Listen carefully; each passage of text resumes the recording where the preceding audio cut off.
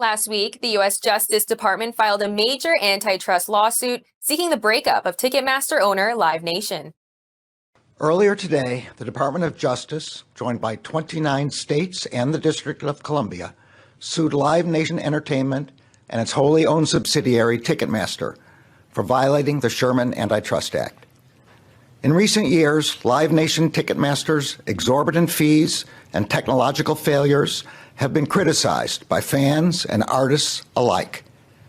But we are not here today because Live Nation Ticketmaster's conduct is inconvenient or frustrating. We are here because, as we allege, that conduct is anti-competitive and illegal. Joining us now to discuss the case and the economics of concerts is Brendan Caldwell, director at Caldwell Securities Ltd. Brendan, thank you for joining us today. Theresa, great to be here. In the interest of full disclosure, I was a longtime neighbor of Michael Cole, the fellow who built Live Nation, is now their former chairman. I don't know if he's directly connected to the entity, but just so you're aware.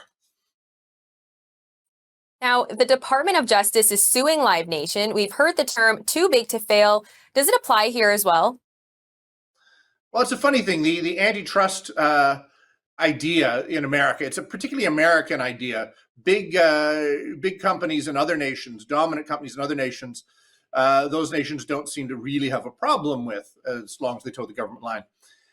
But in the U.S., they originally broke up the railroads as being anti-competitive, and the oil companies. That's in the 19th, early 20th century. Flash forward to the early 21st century, the most important thing, the key thing the Department of Justice has to get its around is ticket sales, because the Swifties aren't able to get their tickets in a quick and convenient way. So it'll be interesting to see, but I think it'll be a harbinger in a bigger sense when technology is being a bigger and bigger part of our lives to do everything.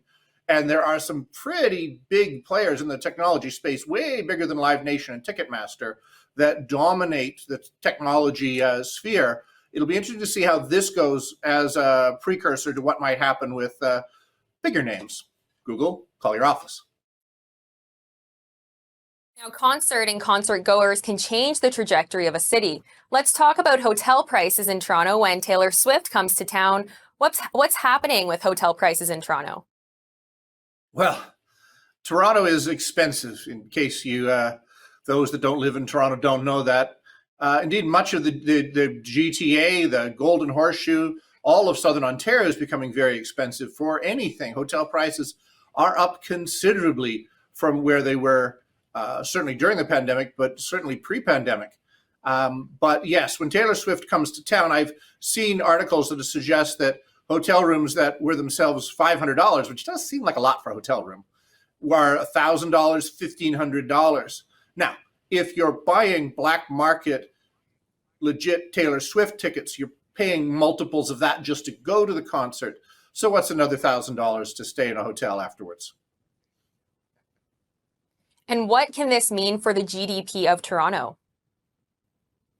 Well, it's probably better for the GDP of Toronto than the World Cup of Soccer will be, because, you know, the venue is already there. She's playing 6 nights, which I'm pretty sure is more nights than the soccer's being played in Toronto. With apologies to my soccer fan producer Troy here, and so I think it'll be a bigger deal than that. I mean, when she comes to town, and Taylor Swift comes to town, the Swifties come from not all over the area, but all over the world.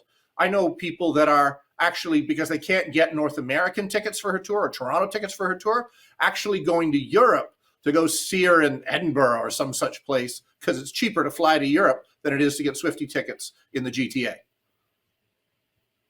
What about traffic? Those in Toronto often complain about major events jamming up the city streets. Do you see that with major concerts as well?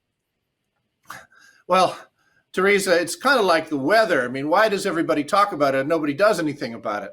Yeah, so Toronto traffic, how to fix. When you say big events, do you mean like an average Monday? Because Toronto is immovable at the best of times. I think if one is going to go to a major event in Toronto, I think you just got to cram into the GO train or the public transit, because Parking downtown, if you're not used to it, is not great.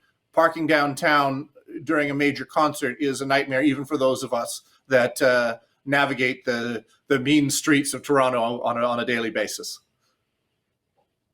Brendan, thank you so much for joining us. Thank you, Theresa.